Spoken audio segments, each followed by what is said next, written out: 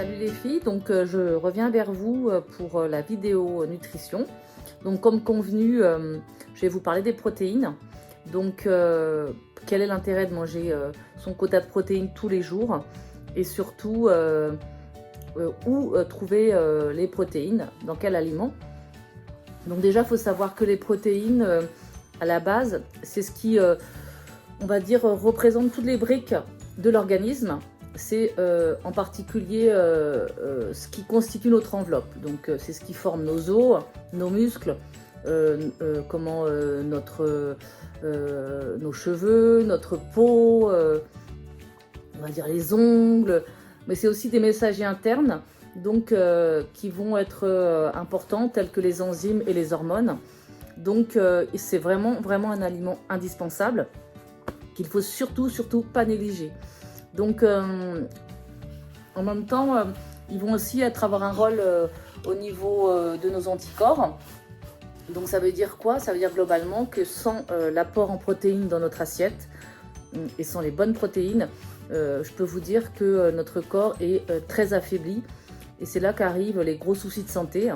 C'est pour ça que je vous dis toujours que les protéines, quand je fais un coaching avec vous, ça doit vraiment représenter une part importante de notre assiette et jamais la supprimer. S'il y a bien quelque chose qu'il ne faut pas supprimer, c'est les protéines. Les protéines, en fait, elles sont dites essentielles, comme je vous l'ai dit, pour l'homme, car il ne peut pas les fabriquer tout seul, contrairement aux glucides, par exemple, qu'on peut fabriquer nous-mêmes. Donc, elles doivent être obligatoirement apportées par l'alimentation. Donc, tout simplement, car ce sont les protéines des chaînes d'acides aminés. Et il en existe 20 en tout, mais le corps ne peut pas tous les fabriquer. Donc le problème, c'est qu'il y en a 8 qui sont essentielles et il va falloir aller les chercher dans les aliments et elles doivent être donc apportées par notre alimentation. Les 12 autres sont donc dites non essentielles, mais elles sont quand même fabriquées à partir des acides aminés essentiels que nous avons dans notre corps. Donc carences et conséquences qu'on peut avoir si on a un manque de protéines, c'est tout simplement déjà de ne pas en consommer assez. Donc, ou alors que les protéines qu'on consomme soient vraiment incomplètes et pour le coup elles ne contiennent pas les 8 acides aminés essentiels. Donc cela va tout simplement entraîner différents conséquences sur notre corps. De la fatigue, les cheveux qui tombent, baisse de la vue, on va avoir aussi les ongles cassants, on va avoir les problèmes d'ostéoporose pour nous les femmes et on va surtout avoir un système immunitaire qui est vraiment très affaibli. Donc c'est vrai que parfois moi j'ai des élèves qui me disent oh là là, je suis fatiguée, je comprends pas. Alors tout le monde met ça sur le compte du changement de saison, mais tout simplement, le problème vient souvent d'un problème dans l'assiette, et notamment par ce manque de protéines essentielles à notre corps. Donc de toute façon, si le corps ne sait pas stocker nos protéines, il faut qu'on en ait tout simplement tous les jours dans notre assiette et surtout qu'elles soient donc de bonne qualité. Donc moi je favorise plutôt les protéines naturelles comme la viande, les poulets, etc. Mais aussi des protéines végétales qui ont tendance à être donc des protéines complètes. Par exemple, dans une alimentation qui va être,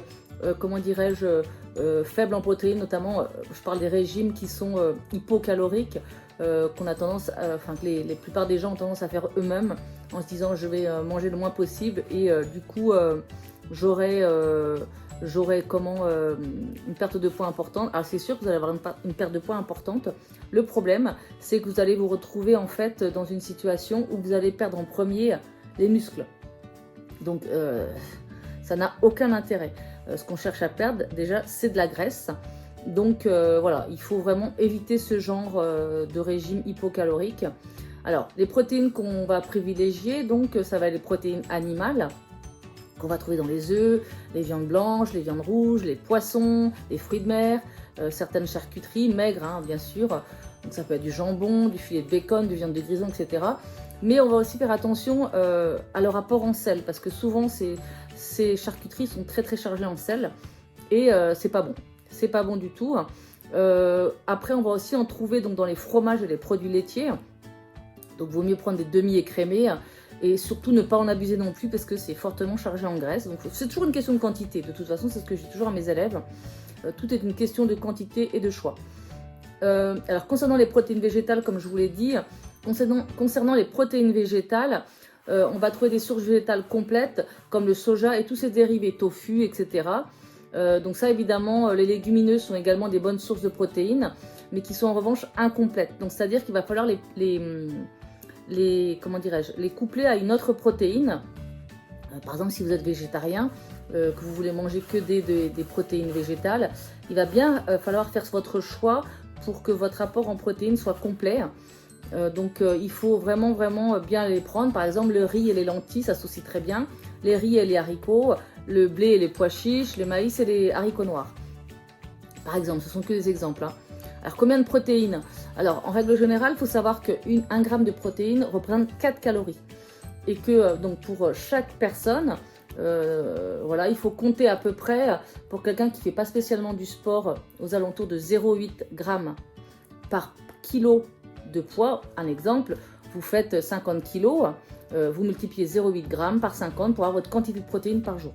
Si maintenant vous êtes quelqu'un de très actif, qui fait vraiment beaucoup de sport, là pour le coup il va falloir passer à entre 1 et 2 grammes.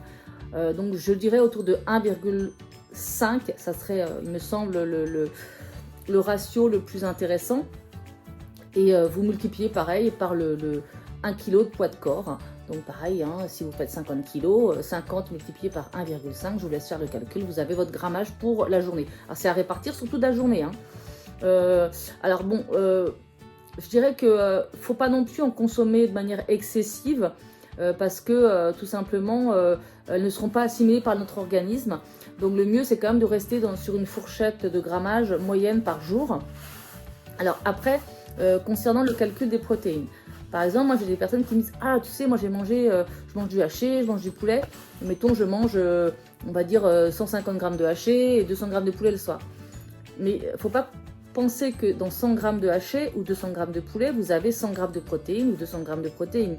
Il est évident que vous avez une part aussi de glucides et de lipides, enfin de tout un tas de macros et de macronutriments dans cet aliment qui est propre à chaque aliment. Donc il suffit tout simplement de regarder en fait les étiquettes de vos produits ou de regarder sur internet. Pour vous donner un exemple, 100 grammes de poulet, ça contient à peu près 20 grammes de protéines.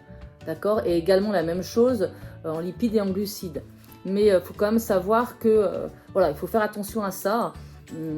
Voilà, quand vous prenez une boîte de thon par exemple qui fait à peu près 100 grammes égouttée ou voire 80 à 100 grammes, c'est pas 100 grammes de protéines. Hein. Vous avez évidemment encore tout un apport de macronutriments dont il faut faire la part. Vous regardez sur votre boîte. Voilà, ça vous donnera vraiment une idée précise si vous voulez vous amuser à calculer ce poids de protéines pures que vous mangez chaque jour. Moi, je sais que je l'ai fait fut un temps.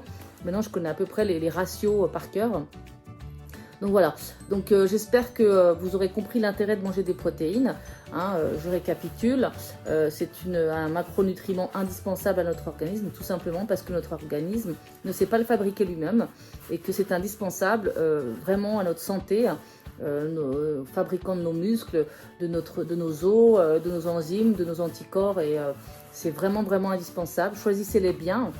De toute façon, si vous voulez de plus amples informations par rapport aux protéines, vous me contactez.